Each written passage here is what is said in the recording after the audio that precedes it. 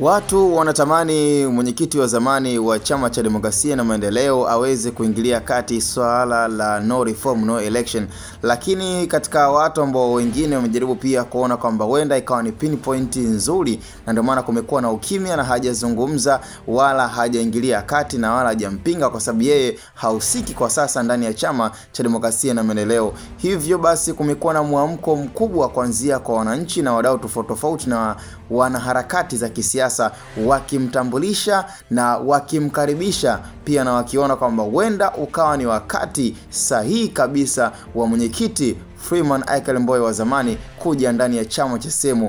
Watu wengi walishawahi kutabiri na kuona utabiri huu utakuja kutimia. Hakika ni swala ambalo watu wengi wamekuwa wakilipinga na kuona haiwezekani, haitakuja kutokea kwa mwenyekiti Freeman Aikael Mbowe wa zamani kuja ndani ya chama cha CCM. Lakini dalili ziko wazi mpaka sasa hivi. Yani laiti mapenzi yangekuwa na yangeendelea kubakia ndani ya chama na angekuwa na sauti, basi hata issue ya no reform no election basi angeipigania na ingekuwa ndani ya haki zake binafsi za mazungumzo. Lakini ndo kwanza yuko kimya, hajaingilia, hajazungumzia sakata la Lissu kukamatwa. Yani hakuna alichoweza kukizungumzia mwenyekiti wa zamani Freeman Aikael Mbowe.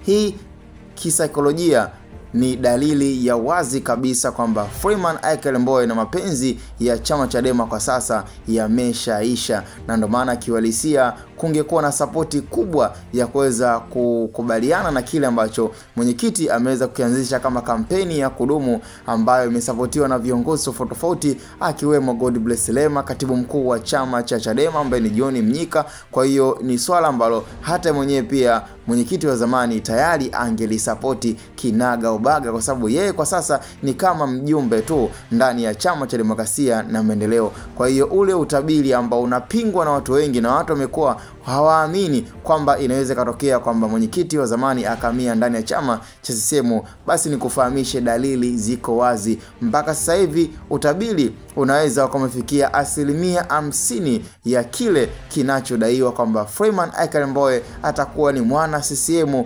rasmi kabisa bila ya kupinga. Kwa hiyo kiwalisia kwa wale ambao wanaendelea kusupport issue no reform no election, basi kazi ipo tena itaendelea kuwepo, kwa sababu tayari yule mwamba ambaye kwa sasa wanatamani aingilie kati, wanatamani azungumze chochote, alafu yeye mwenyewe hana muda nao. Bwana, hii ni Hot Boy Media, tukutane kwenye comment.